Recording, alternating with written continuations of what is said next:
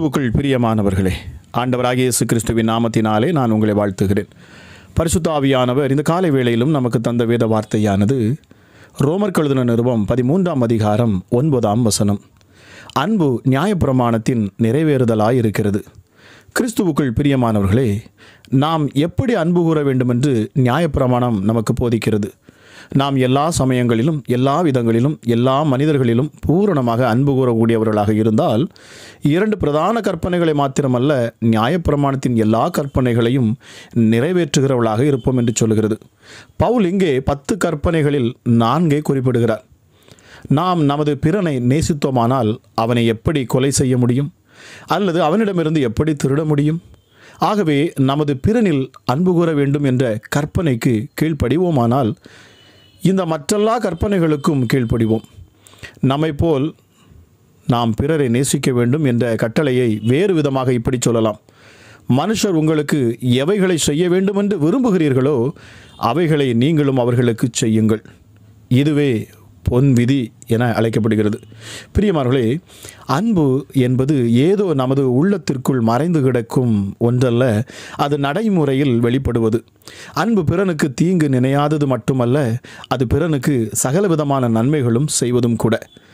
இங்கே இன்னொரு கேள்வி, 2வது பிரதான கற்பனை, உன்னிடத்தில் நீ அன்பு கூறுவது போல் பிறனிடத்திலும் அன்பு கூறுவாயாக என்கிறது. அப்படியானால் நாம் பிறரை நேசிக்கும் அளவிற்கு நம்மையும் நேசிக்க வேண்டுமா? பிரியமானவர்களே, இது ஒரு அர்த்தம் பொதிந்த ஒரு கேள்வி. இயேசு சொன்னார், ஒருவன் என் பின்னே வர விரும்பினால் அவன் தன்னைத்தான் வெறுத்து என்னை பின்பற்ற கடவன் என்றார். ஆனால் நாம் நம்மை வெறுத்தாலும் கூட இன்னும் நமது சரீரங்களை நேசிக்கவும் மதிக்கவுமே செய்கிறோம். இது இயற்கையே. அப்படியானால் நாம் இயற்கையாக நமது சரீரங்களை எந்த அளவிற்கு நேசிக்கிறோமோ அந்த அளவிற்கு நமது பிறனையும் நேசிக்க வேண்டும். நமது பிறனை காட்டிலும் நம்மை அதிகமாக நேசிக்கக்கூடாது. அப்படி செய்வது சுயநலமாகும். மாறாக நாம் நம்மை நேசிப்பதை காட்டிலும் அதிகமாக நமது பிறனை நேசிக்க வேண்டும்.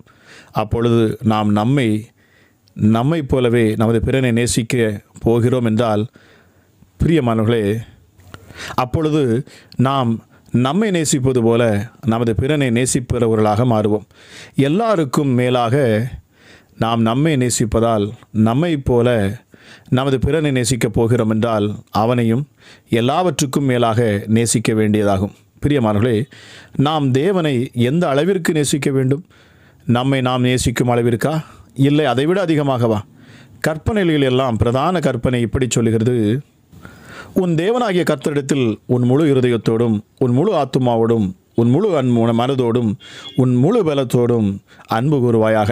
இந்த கற்பனையை கைக்கொள்வோம் என்றால் நம்மை நேசிப்பதற்கு நம்மிடம் அன்பு மிச்சம் இருக்காது. கருத்தும் அதுதான். பிரியமானவர்களே, நமது அன்பெல்லாம் தேவனுக்கும் பிறருக்கும் கொடுக்கப்பட வேண்டும். அதில் எதையும் நாம வைத்து கொள்ளக்கூடாது. நிச்சயமாக இந்த அதிகாலை வேளையில் கேட்டுக்கொண்டு இருக்கிற ஒவ்வொருவரையும் ஆண்டவராகிய இயேசு கிறிஸ்துவின் நாமத்தில் நான் உங்களை ஆசீர்வதிக்கிறேன். பிரியமானவர்களே, நாம் நம்மை நேசிப்பது போல நாம் பிறனையும் நேசிக்க வேண்டுமா? நமக்கு பிறர் என்னவெல்லாம் செய்ய வேண்டும் என்று நாம் நினைக்கிறோமோ அதையெல்லாம் நாம் மற்றவர்களுக்கு செய்ய வேண்டும். எவ்வளவு அற்புதமான ஒரு அன்பை பகிர்ந்து கொள்ளக்கூடிய அற்புதமான ஒரு போதனை ஆண்டவர் நமக்கு கொடுத்திருக்கிறார். நிச்சயமாக பிரியமானவர்களை, நாம் நம்மை சார்ந்து இருக்கிறவர்களை, நம் சமுதாயத்தில் இருக்கிறவர்களை, நம்மை போல மனிதர்களை நாம் நேசிக்கிற பொழுது அதிலே தேவனுடைய அன்பு வெளிப்படுகிறது. நம்மை நாமே நேசிக்கிறது அல்ல, நாம் மற்றவர்களை நேசிக்கிற பொழுதுதான் ஆண்டவராக இயேசு கிறிஸ்து சொன்னார் சீஷர்களை பார்த்து, நீங்கள் என்னிடத்தில் அன்பு கூறுகிறீர்கள் என்பதை இந்த உலகம் எப்படி அறியும்? நீங்கள் மற்றவர்களை நேசிக்கிற பொழுது, நீங்கள் மற்றவர்களை அன்பு கூறுகிற பொழுதுதான் நீங்கள் என்னுடைய பிள்ளைகள் என்று பரலோகம் அறிமுகப்படுத்தும் என்று சொல்லப்பட்டிருக்கிறது. பிரியமானவர்களே, நாம் மற்றவர்களை நேசிக்கிற பொழுது, அதாவது உங்களுக்கு விரோதமாக குற்றம் செய்வர்கள், உங்களுக்கு எரிச்சல் மூட்டுகிறவர்கள் யாராக இருந்தாலும் சரி, பிரியமானவர்களே, நீங்கள் அவர்களை அன்பு செய்து அவர்களை நீங்கள் மன்னிக்க நீங்கள் பழகி கொண்டு பாருங்கள். என் ஆண்டவர் நிச்சயமாக அவர் உங்களை மேன்மைப்படுத்துவார். எந்த சத்துரு உங்களை வெட்கப்படுத்த நினைக்கிறார்களோ, எந்த மனுஷன் உங்களை வெட்கப்படுத்த நினைக்கிறானோ அதே மனுஷனை நீங்கள் அன்பு கூறுகிற பொழுது வேதம் சொல்லுகிறது, அவன் தலையில் நீ கொள்ளி நெருப்பை வைப்பது போல் அவனுக்கு இருக்குமா? பிரியமானவர்களே, நாம் அவரை நேசிப்போம், நம் அயலானை நேசிப்போம், நம் உற்றார் உறவினரை நேசிப்போம், பிரிந்து போன உறவுகளை மீண்டும் ஒன்று சேர்ப்போம். பிரியமானவர்களை, எழுந்து கட்டுவோம் வாருங்கள் என்று சொன்ன வார்த்தையின்படி நிச்சயமாகவே நாம் குடும்பமாக எழுமி நின்று, சமுதாயமாக எழுமி நின்று ஆண்டுடைய வேலையை நாம் செய்கிற பொழுது நாம் ஒருமனப்படுகிற பொழுது, ஒருமனப்பட்டு நாம் தேசத்திற்காகவும் நாம் மற்றவர்களுக்காக ஜெபிக்கிற பொழுது, ஹல்லேலூயா, இந்த இயேசுவை மற்றவர்களும் பெற்றுக்கொள்ள வேண்டும். நான் பெற்ற இந்த அன்பை, இந்த சிலுவையில் உள்ள இந்த கல்வாரி அன்பை என்னை போல மற்றவர்களும் பெற்றுக்கொள்ள வேண்டும் என்கிற அன்பு உங்களுக்குள் இருக்கும் என்று சொன்னால், எப்படி பவுல் கிறிஸ்துவின் அன்பு என்னை நெருக்கி ஏவுகிறது, இந்த சுவிசேஷத்தை சொல்லும்படி, இந்த இயேசு கிறிஸ்துவின் சிலுவை பாடுகளோட அன்பை சொல்லும்படி கிறிஸ்துவின் அன்பு என்னை நெருக்கி ஏவுகிறது இந்த சுவிசேஷத்தை, ஆகவே நான் உங்களிடத்தில் சொல்லுகிறேன் என்று பவுல் சொல்லுகிறார். நிச்சயமாகவே இந்த காலை வேளையில் கேட்டுக்கொண்டிருக்கிற உங்கள் வாழ்க்கையில் ஆண்டவர் மிகப்பெரிய அதிசயத்தையும் அற்புதத்தையும் செய்வாராக. ஜெபிக்கலாமா? எங்கள் அன்பின் பரலோக தகப்பனே, இந்த காலை வேளைக்காக உமக்கு கோடாகோடி நன்றி அப்பா. ஆமாம் ராஜா, பிரதானது அன்பு என்பதை நீர் காண்பித்து கொடுத்தீர். பிரதானமானது அன்பு என்று இந்த நாளில் அப்பா நீர் வெளிப்படுத்தினீரே, உமக்கு நன்றி செலுத்துகிறேன் அப்பா. அன்பில்லாதவன் தேவனை அறியான் என்று சொல்லப்பட்டிருக்கிறது. காரணம், தேவன் அன்பாகவே இருக்கிறார். பரிசுத்தமுள்ள தெய்வமே, உண்மை உள்ளவரே, சத்தியம் உள்ளவரே, கிருபை உள்ளவரே, இரக்கம் உள்ளவரே, எல்லாவற்றுக்கும் மேலாக மிகவும் அன்பு கூறுகிறவரே, அன்புள்ள தெய்வமே, உமக்கு நன்றி செலுத்துகிறேன் அப்பா. இந்த அதிகாலை வேளையில் உம்மை நோக்கி பார்க்கிற ஒவ்வொரு பிள்ளைகள் மேலும் அளவில்லாத உம்முடைய அன்பு கடந்து வரட்டும் அப்பா. ஒவ்வொரு பிள்ளைகள் மேலும் உம்முடைய அன்பு ஊற்றப்படட்டும் சுவாமி.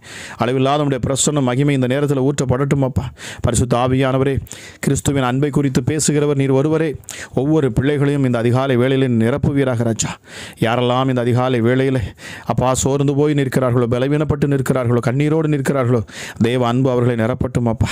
இந்த அன்பு ஒரு மனிதனுக்குள் வருகிற பொழுது மற்றவர்களை மன்னிக்க அது உணர்த்துகிறது. மற்றவர்களை மன்னிக்கிற பொழுது அற்புதங்கள் தானாய் நடக்கிறது. தேவையானதை ஆண்டவர் சந்திக்கிறார். நிச்சயமாகவே சூழ்நிலைகளை மாற்றுகிறார். மனுஷனுடைய கண்களில் தயவு கிடைக்க பண்ணுவார். நாங்கள் போகிற இடங்களெல்லாம், நீங்கள் போகிற இடங்களெல்லாம் அங்கே மாற்றங்களை ஆண்டவர் தருவார். நிச்சயமாகவே நடக்க முடியாத காரியங்கள் உங்களுக்கு நடந்து தீரும். காரணம், என் இயேசுவின் கற்பனைகளை நீங்கள் கை கொள்ளுகிற பொழுது. நிச்சயமாக பிரியமானவர்களே, நமக்குள்ளாக கோபம், வன்கண், பொறாமை, எரிச்சல், பழி வாங்கும் எண்ணங்களை நாம் வைத்து கொண்டிருப்போம் என்று சொன்னால் நிச்சயமாக நாம் ஒருபோதும் அற்புதத்தை பெற்றுக்கொள்ள முடியாது. காரணம், அது தேவனுக்கு விரோதமான பகை. நிச்சயமாக பிரியமானவர்களே, ஆக இந்த அதிகாலை வேளையிலும் கேட்டுக்கொண்டிருக்க நீங்கள் யாராக இருந்தாலும் சரி, என்னோடு இணைந்து ஜெபிக்கிற நீங்கள் எந்த இடத்தில் இருந்தாலும் சரி, எப்படிப்பட்ட சூழ்நிலை இருந்தாலும் சரி, இதை நீங்கள் விசுவாசியுங்கள். கிறிஸ்துவை அன்பு கூறுவீர்கள் என்று சொன்னால், நீங்கள் இந்த தேவனை அன்பு கூறுவீர்கள் என்று சொன்னால், நீங்கள் அதை எப்படி செய்கைகளே வெளிப்படுத்துகிறீர்கள், எப்படி உங்கள் கிரியைகளை நீங்கள் வெளிப்படுத்தப் போகிறீர்கள். நிச்சயமாகவே அது எப்படி வெளிப்படுத்த வேண்டும் என்று வேதம் சொல்லுகிறது. அதுதான் நாம் மற்றவர்களை நேசிக்கிற பொழுது, நம்முடைய சகோதரர்களை நேசிக்கிற பொழுது, நம்மை போல சக மனிதர்களை நாம் நேசிக்கிற பொழுது, அவர்களிடத்தில் நாம் அன்பு கூறுகிற பொழுது நாம் தேவனை நேசிக்கிறோமாம். நிச்சயமாகவே நாம் தேவனுடைய பிள்ளைகள் என்கிற அடையாளத்தை நாம் வெளிப்படுத்துகிறோமாம். இதை கேட்டுக்கொண்டிருக்கிற நீங்கள் யாராக இருந்தாலும் சரி, எந்த இடத்துல இருந்தாலும் சரி, தேவ அன்பு இப்பொழுதே உங்கள் உள்ளங்களை நிரப்பட்டும். இந்த அன்பானது நிச்சயமாக பிரியமானவர்களே உங்களை விடுதலையாக்கும். வேதம் சொல்லுகிறது, தேவன் நம்மேல் வைத்த அன்பு நிமித்தமாக, அவர் நம்மீது கொண்ட அன்பு நிமித்தமாக தன் மடியில் இருந்த ஒரே பேரான குமாரனை அவர் நமக்காக கொடுத்தாராம், பலியாக கொடுத்தாராம், சிலுவையில் கொடுத்தார். எது அவரை அது செய்ய வைத்தது? வேதம் சொல்லுகிறது, அவருடைய அன்பு, கிறிஸ்துவின் அன்பு, பிதாவுடைய அன்பு.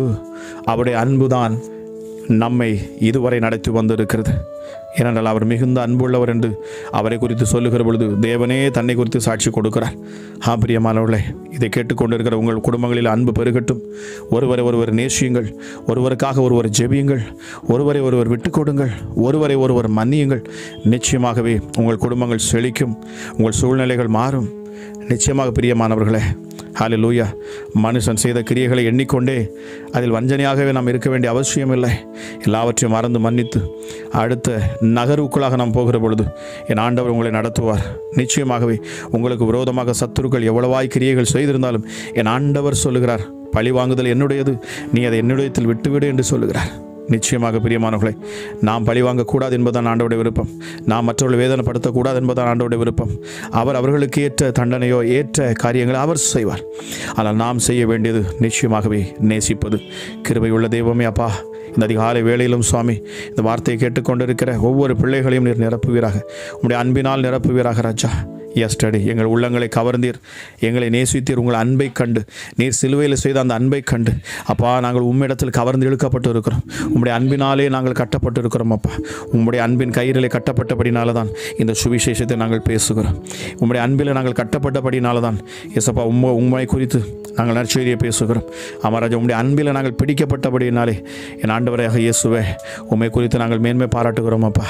அவளை ராஜா இயேசுவே, எல்லாவற்றுக்கும் காரணம் இது அன்பு என்பதை இந்த நாளிலே அப்பா நீர் வெளிப்படுத்துகிறீர். பரிசுத்த ஆவியானவரே, அளவில்லாத அன்பு கொண்டவர் என்று வேதம் சொல்லுகிறதே, நீர் இப்பொழுதே அப்பா ஒவ்வொரு பிள்ளைகளும் அன்பினால் நீர் நிரப்புவீராக, அன்பென்னும் கயிறினால் கட்டுவீராக.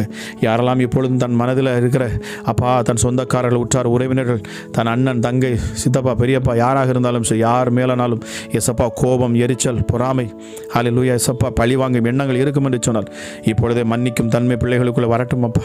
இதை கேட்டுக்கொண்டு இருக்கிற அப்பா ஒவ்வொரு பிள்ளைகளும் தன் குடும்பத்தில் இருக்கிற ஒவ்வொரு நபர்களையும் நினைத்து, சக மனிதர்களை நினைத்து வேலை பார்க்கிற இடத்துலையோ இல்லை என்று சொன்னால் எந்த இடத்துல எசப்பா இவர்கள் அப்பா பழி வாங்க வேண்டும் என்கிற எண்ணம் இல்லை என்று சொன்னால் பகையை வளர்த்து வைத்திருப்பார்களோ அவர்களை அப்பா கண்டு சமாதானம் பண்ணவும், அவரிடத்தில் எசப்பா சமாதானம் பண்ணி எசப்பா உம்முடைய அன்பை பரிமாறவும் நீர் கிருபை பாராட்டுவீராக.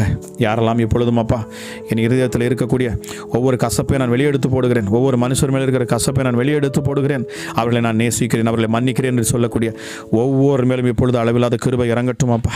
தயவு உண்டாகட்டும், விடுதலை உண்டாகட்டும் அப்பா. அநேக வியாதிகளுக்கு காரணம் இவர்கள் மற்றவர்களை நேசிக்காது இருப்பது. அநேக பிரச்சனைகளுக்கு காரணம் பிசாசின் பிடியில் இருக்கிறவர்களுக்கு அப்பா மிக முக்கியமான காரணமே இவர்கள் மற்றவர்களை நேசிக்க முடியாது இருப்பது. தன்னைத்தானே நேசிக்கிற பொழுது, தன்னையே அதிகமாக நேசித்து நான் என்கிற இடத்துல இருக்கிற பொழுது, அந்த நான் என்கிற பெருமை வருகிற பொழுது என் ஆண்டவராகிய நீர் அப்பா அவர்களை மட்டுப்படுத்துகிறீர், அவர்களை தண்டிக்கிறீர், அவர்களுக்கு விரோதமாக நீர் எழுப்பி நிற்கிறீர் ராஜா. ஆமாம் சுவாமி, அவர்களுக்கு விரோதமாக நிற்கிறீர் என்று வேதம் சொல்லுகிறது அப்பா. ஆனால் ஒருவர் மற்றவரிடத்தில் அன்பு கூறுகிற பொழுது ஹல்லேலூயா எசப்பா எல்லாவற்றையும் சகித்து கொண்டு என் ஆண்டவர் பார்த்து கொள்வார் என்று சொல்லி அசப்பா போகிற ஒவ்வொரு பிள்ளைகளையும் நீர் உற்று பார்க்கிறீர், அவர்கள் மேல் கிருபையாக இருக்கிறீர். உம்முடைய கற்பனைகளை கைக்கொள்ளுகிற ஒவ்வொரு மேலும் அப்பா நீர் பிரியமாக இருக்கிறீர் அப்பா. ஒருவன் என் கற்பனையை கைக்கொள்வான் என்று சொன்னால் வேதம் சொல்லுகிறது பிதாவினிடத்தில் அன்பாக இருப்பார். அது மாத்திரமல்ல, நாங்கள் அவனிடத்தில் வந்து வாசம் பண்ணுவோம்.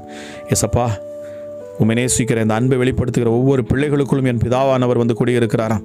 இந்த பிதாவானவர் வருகிற பொழுது இயேசு அவர்கள் அதிகமாக நேசிக்கிறார். இப்பொழுது இயேசப்பா நீர் அவர்களை ஆசீர்வதித்து பெருக பண்ணுகிறீர்.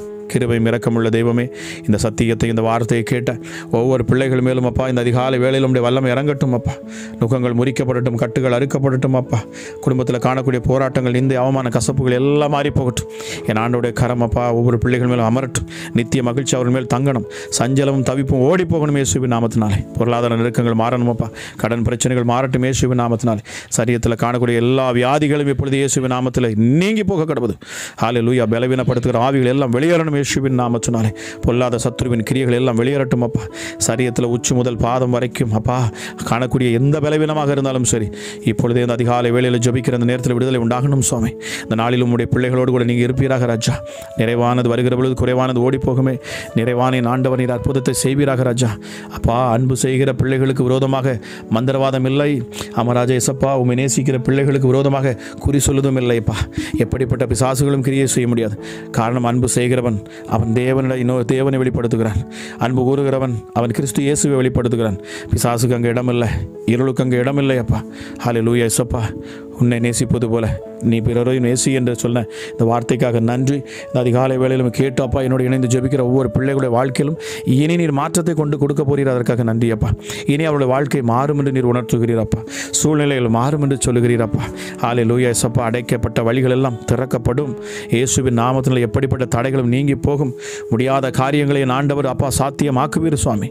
ஹல்லேலூயா. பலவீனத்தில் பலன் தருவீர். உன்னதமானவரே, இப்பொழுது அதிசயமான கரம் ஒவ்வொரு பிள்ளைகளும் இறங்குவதற்காக நன்றி. கேட்ட ஒவ்வொரு பிள்ளைகளையும் அப்பா நீர் பலப்படுத்தும் அப்பா. அளவில்லாத கிருபையும் சமாதானமும் சந்தோஷமும் நிறைவும் ஆசீர்வதிக்கும் கரமும் எசப்பா இதை கேட்கிற ஒவ்வொரு பிள்ளைகளோடும் பிள்ளைகளுடைய குடும்பத்தோடும் இருப்பதாக என்று சொல்லி உம்முடைய பொன்னான கரங்களில் ஒப்புக் கொடுத்து நான் ஜெபிக்கிறேன். உம்முடைய சமாதானம் எந்தெந்தைக்கும் உடைய பிள்ளைகளுடைய இருதயத்தில் இருக்கட்டும் அப்பா. ஆசீர்வதியும் பலப்படுத்தும் இயேசுவின் நாமத்தில் ஜெபிக்கிறேன். ஜெபம் கேளும் எங்கள் ஜீவனுள்ள நல்ல பிதாவே. ஆமேன், ஆமேன். இயேசுவே உம்முடைய இரத்தத்தில் வல்லமை உள்ளது. இயேசுவே உம்முடைய இரத்தத்தில் மகிமை உள்ளது. இயேசுவே உம்முடைய இரத்தத்தில் வல்லமை உள்ளது. இயேசுவே உம்முடைய இரத்தத்தில் மகிமை உள்ளது. உங்க இரத்தம்தான் என் பாவம் கழுவும். உங்க இரத்தம்தான் என்னை நீதிமானாக்கும். உங்க இரத்தம்தான் என் பாவம் கழுவும். உங்க இரத்தம்தான்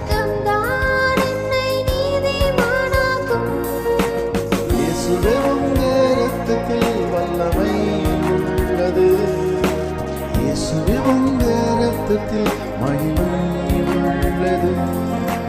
இயேசுவே உங்க இரத்தத்தில் வல்லமை உள்ளது. இயேசுவே உங்க இரத்தத்தில் மகிமை உள்ளது.